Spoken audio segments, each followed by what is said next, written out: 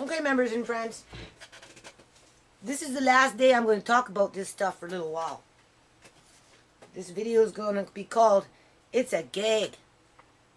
Court 12. In other words, today was the 12th day that we've been to court in the last year. Pretty sure it's the 12th. It's a gag. Court 12. Lawyers convene. Ministry of Tears. December 20th. December 19th, 2013. So basically, we were there all day today. And people just have a problem giving me information. I don't know. Kind of like a similar situation with that visiting center. You know, they wouldn't let me look at my files. And so anyway, when I say lawyers convene, I have to say, you know, all in all today, in terms of lawyers, you know, in a court of law, it was much more professional, much more proficient, even though there was some blips and blurbs in there and some, you have to kind of do a little maneuver. At the end of the day, there was communication between everyone. And everybody stepped up to the plate for Andre today. Now, my kids are like snapped out to the wire, though. Like, it's been a long year. And this is something that, you know, whoever watches these videos, right, and there's, you know, a few along the way, here and there, right, they have to understand that, first of all, I'm a very protective mom. I've always been a very protective mom. You know, it's been like, Sierra, where are you? Tisha, Marcane, Brooks, Shimei. You know, in a day, I probably, as they were growing up little, right, you know, I probably called their names like 100,000 times in a year each, right? So that's like 500,000 times I've called all my children's names in a period of a year, just wanting to get a call back to know where they are, right? You know, if they're outside and I'm inside, are you out there? You know, and, you know, I always like to know where they are, and, you know, and I've kept them close at home. I've never gone on a holiday. You know, I've always provided the best I could possibly provide for them. You know, I mean, the only thing that took anything away from them at any point in life, I would say, would be the nonprofit. But at the end of the day, the nonprofit has actually helped them to become much more rounded human beings in terms of, you know, I've got one son in college, right? He's going into his 4th year, and, you know, he's making plans for a future with different, you know, disciplines in terms of education. And, you know, I've got my other daughter that can pull in A's, and she's working, and she's still thinking about, you know, doing her own thing, and, you know, trying to grow up too fast. But you know, you just sometimes you just can't. You can as a parent, you can tell your kids what's the best thing for them to do, but at the end of the day, you know, if they don't want to do it, they're not going to do it. And, you know, my daughter needs to understand that for me, you know, I set down boundaries as a parent, and, you know, it's been pretty hectic for the last few years with my dad's wife moving in and just, you know, life in general, that I just really want to bring the house down to a low ebb, especially for Andre. And, you know, I'm not in the mood to be having, you know, teenagers entertain in the basement, you know, at this point in life. And if they're old enough and that's something that they really want to do and experience what it feels like to have people come into your house and do the things that people do, you know, well, she can learn that on her own time if she's determined to do that. So she still may move out. But all in all, she's working and she's going to school and she's doing really well in that department. As for my youngers, yay, she's working full time now too. You know, and I spoke to my lawyer today, and he says, well, how are you going to support yourself when Andre comes home? And I'm like, well, at this point, I'm not too worried about it because, you know, we're maintaining. You know, we just need to adjust a few things around here. And, you know, the last thing I want to do is stifle my soon-to-be 16-year-old. I don't. I know enough about social services to know that, you know, if... Just hold on a minute. I don't want this freaking cat doing a bad thing over here. Wait a minute.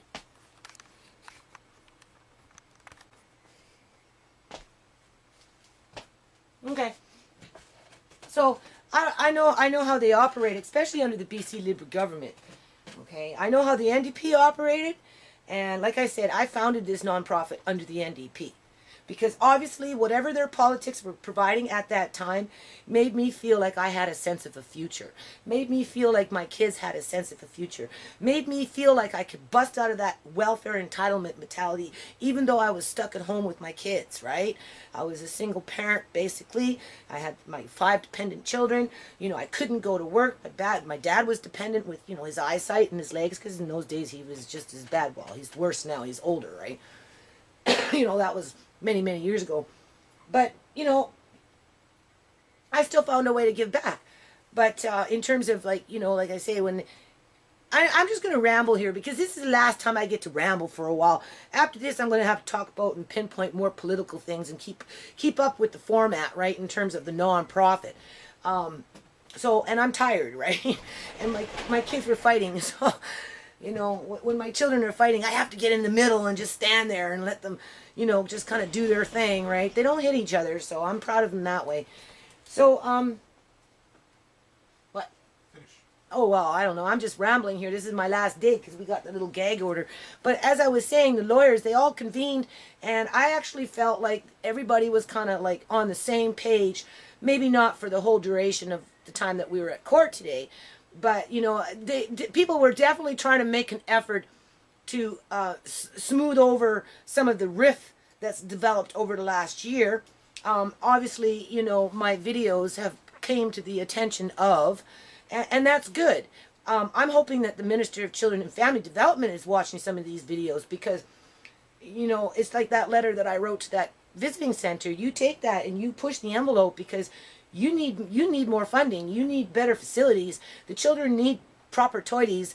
You know, the parents and the visiting family members that don't have the resources or the skills or the education, they need to be able to, when they go to these centers, there needs to be a teacher's aide there escorting the family with the children, whoever the family member is, to a section where the children can pick, you know, what they want to do with whoever they're visiting with at that time. Because it's a very stressful time and everybody reacts differently. And it needs to be more open. And it needs to be not so crowded in where everybody's kind of like on top of each other. And no wonder why it's not effective. So I wrote the letter. Now, maybe I didn't write it exactly in those words, but I think, you know, they're smart people. They can see what I'm trying to say. So, you know, same thing with the minister of this ministry. You know, she needs to take it a little bit with a grain of salt and, you know, flex some muscles and go talk to her committees or whoever does the funding and redirect some of this funding back into the children and the families. You know, this is the province that she represents. So I make absolutely no apologies for being vocal for the last year. And if the ministry of this, you know, these social workers or whatever, right, you know, they want to, you know, you can't give her any information because she might just blast it all over the internet. You know, we're afraid that she's going to tell the truth. You know, we're afraid. Well, no, it's not. I'm being a little sarcastic there. I don't know what they're afraid of, if they're afraid of anything. You know, maybe that's just their only thing that they have on me. And I told my lawyer, I'm not taking it down. No, this is the history of the nonprofit. I'm not the one that turned the page and brought us here. But I am here to say that I've walked the walk. My kids have done the talk. They've walked the walk. You know, we know what it feels like, because as growing up, my kids have never, ever experienced anything close to what we've gone through in the last year, struggling to get Andre home. Okay? So, you know, you take those experiences and those feelings, and, you know, it may not make a difference now. It may not make a difference in 2-3 years from now. But I can guarantee you, if this nonprofit survives and pushes forward over the next 10 years, these experiences that we've gone through and just everything will make the nonprofit better at what it's supposed to do. Because we've been there, right? But the question is the Minister of Children and Family Development, is she going to have that vision? Does she have vision? Does she have that 10-year vision? Because she probably won't be sitting in that position in 10 years from now. So what is she going to leave behind? right? You know, so, this is my last day. I actually really get to talk about what's going on in court, and that's fine because there's other things that I need to talk about, like this minister, and the MP down in the east there, in the Parliament House there with Stephen Harper, talking about it's not his responsibility to feed poor kids. Okay, it's not your responsibility to feed poor kids, but because of that, the kids are poor, they're not eating, and that doesn't make it right for a social worker to come in and capitalize off of that for whatever reason, or for any other minister in any other province. So I'm still going to talk about these issues. I'm just going to take it to a different level. I'm going to try and bring it on to a more territorial, provincial, more of a, national type, and try and remove myself. Actually, I've been trying to remove myself from this whole issue for the last couple of weeks now. But as long as Andre's not home, he's the default. He's the default. It's always going to go back to him. He's the priority. He's the number one. Just like I can't do daycare. I can't do daycare. My lawyer asked me, well, what are you going to do for a job? And I'm like, well, I got my costumes, but just not right now. And as for daycare, it's impossible because I cannot have daycare, establish children here, and then have Andre come home and have to compete for that. So I need to clear it out, keep the house nice and quiet, have him come home, adjust for 6 months to a year, depending on how quickly he adjusts. And then I can introduce 1 or 2 other kids, and that will supplement my income. Right? But in the meantime, he's the priority. So even though I'm trying to remove myself from the drama of my personal life, merging it in with the nonprofit, again, I'm not the one that brought that page. I just been flipping with the book, right? Okay? And and I'm hoping today, what I seen today with the provincial lawyer, because he's not a crown prosecutor, okay? Crown prosecutor, just remember that. If anything, remember that. That's for criminal stuff, okay? But the provincial lawyer, she was actually quite pleasant. She's not the one that I've been dealing with. Not to say the other one isn't pleasant either, but, maybe she just had a bad hair day. But this one here was a very, what kind of woman? She was confident with herself, and she had she seemed to have a little bit of a kind air. She wasn't so pushy, she wasn't so demanding, and she was a little more flexible, right? So whether that made a difference or not, I don't know. The judge, well, there were some things presented to her that, was a conflict in terms of, like, when I put the first initial application in, because the new legislation hadn't come in March, until March, I just put down custody. So that was a little glitch, right? It was just a, well, there's no guardian there. We got the new legislation. Yeah, but you also just kind of bypassed everything. So anyway, they corrected that one. But the biggest issue was these videos. And, my lawyer's saying, like, well, we don't want to really sit around and listen to them for the next 5 hours. And I'm like, well, no kidding. Go, if you go on your own time, that's fine. Everybody's got to look in the mirror, including me. The point is that we all learn something from this, so that we become a better province for this, that our children aren't falling through the cracks. And if I come to Andre as a default, because Andre's not home, you can't get angry for me or criticize me, or, well, yeah, you can criticize me. It's easy to criticize. That's okay. But you can't, you can't punish me for it. And even if you do, well, I'm willing to take my lumps. I am. Because, again, I'm not the one that started this process. I'm just the one that's seen it through. Right? And personally, I'm not interested in their personal papers. I've got my own, thank you very much. These are the things I like. See that little scribble there? That's Andre's little scribble. That's Andre. Andre was coloring a little bit on that one. Right? And this is also what I'm interested in. Right? This is what we made. These are the types of things that were in his books. Right? And so this is what I'm going to advocate for. So when I'm addressing the Minister of Children and Family Development, Stefan, right? This is what she needs to get on board with. She needs to make sure that there's money.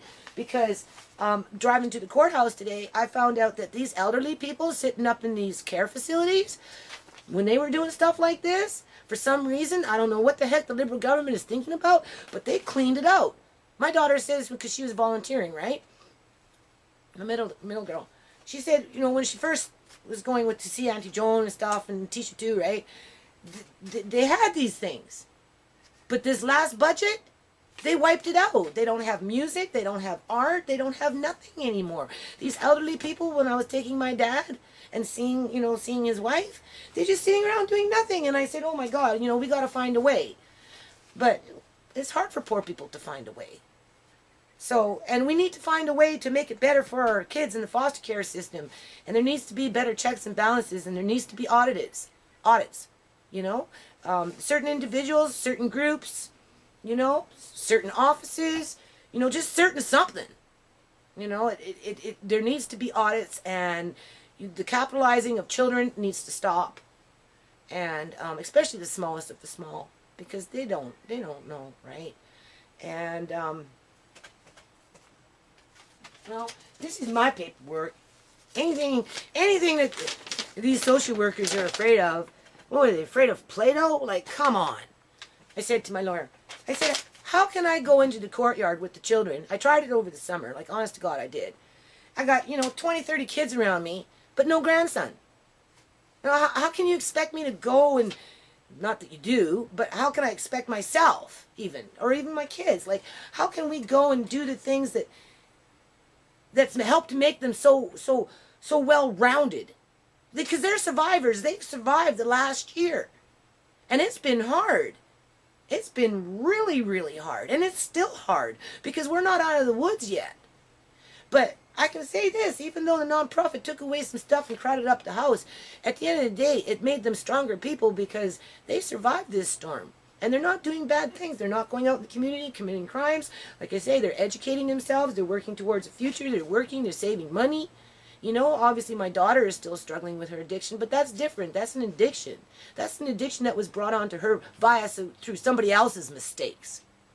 And if that's the only reason that these social workers want to prevent me from seeing the file, because they don't want me to explain to you, the viewer, that's interested in these things, because these are real. That's my paperwork right there. I am not faking the funk here. You can see, right? Nothing to be ashamed of. You don't. That's a whole year wasted on this. $0 balances, but the bank still keeps sending me money, as the Commerce Bank is hijacking my dad's pensions because I'm behind on the visa payment. So we're going bankrupt, but I got another bank saying, "Hurry up, get on with it." Well, I got those people over there saying, well, don't show her any paperwork because, God forbid, we don't know what she's going to do with it. Come on, people. What do you think I'm going to do with it? Like, think about it. Right? So, we got court, as far as I know. It's the trial, so I won't be allowed to report on that, and that's fine. Because, like I say, I got other things I got to do anyway, right? My idea is one day you're going to click on a video, and I'm going to say, guess who's here? You're not going to see him, but I'm going to say, guess who's here? Say, hi, Andre. And he'll go, hi. Look at the chicken. Oh, speaking of the chicken, we think he's a Mr. Lace. We don't think he's a Lacey because he's trying to crow. Like he must be an adolescent or something. I don't know. We haven't quite figured it out yet because it looks like maybe his gobble things are getting bigger. So maybe he is a Mr. Lace yet. Right? Maybe we got a rooster instead of a hen. They're not laying no eggs yet. So, I'm going to, from this point forward until after the trial, for the most part, okay, I'm going to talk about these things. I'm going to talk about, where is it?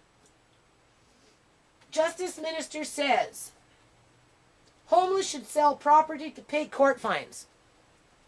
Now, my dad's wife, not my wife, but my dad's wife just died. Okay? Saturday. Today's Thursday. You do the math. No wonder why my kids are upset. Anyway, a couple days after that, packed everything, rearranged, took it all out to the homeless shelter and gave it to the people on the streets who had nothing, who needed bags and purses and jackets and shoes and clothes and whatnot. And I gave away her religious stuff out there too. And they gladly took it. So, and they have nothing. So for this guy to sit up there and talk that crap, you know, make them go sell Jones dead stuff so that they can pay some fine because they want to be overzealot with their fines, like they are doing with me with this ambulance bill, you know, threatening to take me to court for an ambulance bill for something that the social worker initiated, you know, that technically should be covered under universal health care, which under the NDP it used to be. So, you know, this is like a snowball effect, like a domino. You know, you got the big brute at the top knocking the first one down, and then that one knocks another one down, and another one down, and it just keeps on going down the food chain. So those issues I'm going to try and talk about. Obviously, I'm going to get more involved with social services in terms of, you know, children and child care, because I have that within my foundation. I have provincial trust accounts in there, for crying out loud, for this specific stuff. So for all the good and all the bad, I'm thinking, well, it's gonna, and you won't see the result now, but you'll see it in 5-10 years from now, that those experiences are going to make better decisions in terms of a foundation as more people get involved with the foundation, and we're going to be able to provide better services. Like, for example, don't ask me how this one happened today. I'm coming out of the courthouse, and there's this little boy, right, with some lady, and she goes, and he's like, you know, doing whatever, and I just happened to stand there, and she says, "Do you have any old dinosaur bones?" And I'm like, "Dinosaur bones?" She goes, "Yeah, he wants some dinosaur bones." I said, "Actually, you know, hold on a minute, I think I do." So I go back into the courthouse, I go into my purse, because about 4 days ago, for this bird, I was in the pet store, and they were selling some antelope horns, just little pieces. So I got 3, 2 short ones and 1 long one. I was going to put them together, and I don't know. And so I come out with the 3 of them, and I say, "Well, here you go. You got a mammoth. You got mammoth horns," because, you know, the 2 of them were the same length. So the old mammoth from the old dinosaur days. But he didn't want that. He wanted the long one, right? So I gave him all 3 of them. And the lady that he was with is going to make a necklace for him. And I said, "Well, yeah, that's good. Just make sure that he doesn't run around with them, because, you know, he could hurt himself." So, you know, those are the kind of things that we need to be working on, you know, for the families, the children, the aunties, the uncles, the grandpas, the grandmas, and the cousins, and just the whole 9 yards.